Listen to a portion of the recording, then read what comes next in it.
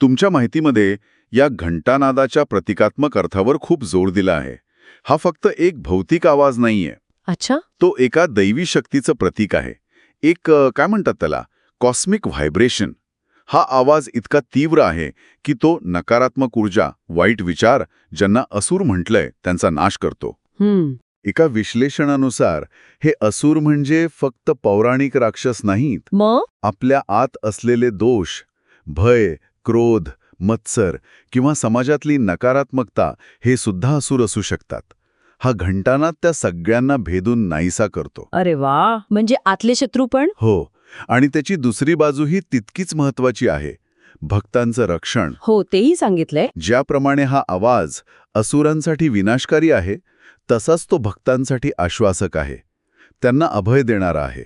जणू काही एक संरक्षक कवच तयार करतो. म्हणजे ध्वनीमध्ये एकाच वेळी संहारक आणि संरक्षक शक्ती आहे. अगदी. ही कल्पनाच खूप प्रभावी आहे.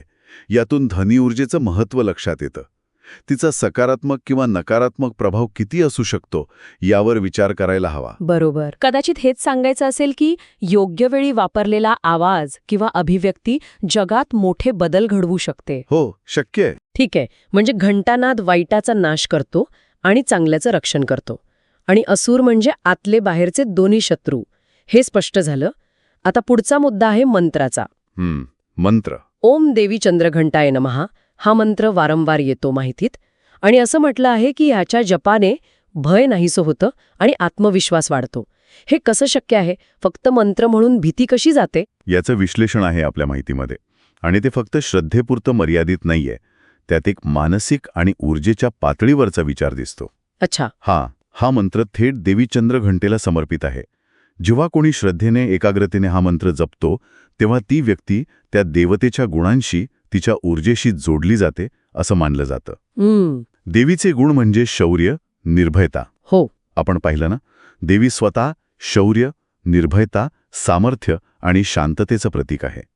सिंहावर बसून ती निर्भयपणे असुरांचा सामना करते. बरोबर. तर जेव्हा साधक तिच्या नावाचं मंत्र जपतो, तेव्हा तो नकळतपणे तिच्या याच गुणांचं आवाहन करत असतो. निर्भयता, शौर्य, आत्मविश्वास, स्थिरता यांचं चिंतन करतो. म्हणजे एक प्रकारचं मेडिटेशन म्हणता येईल.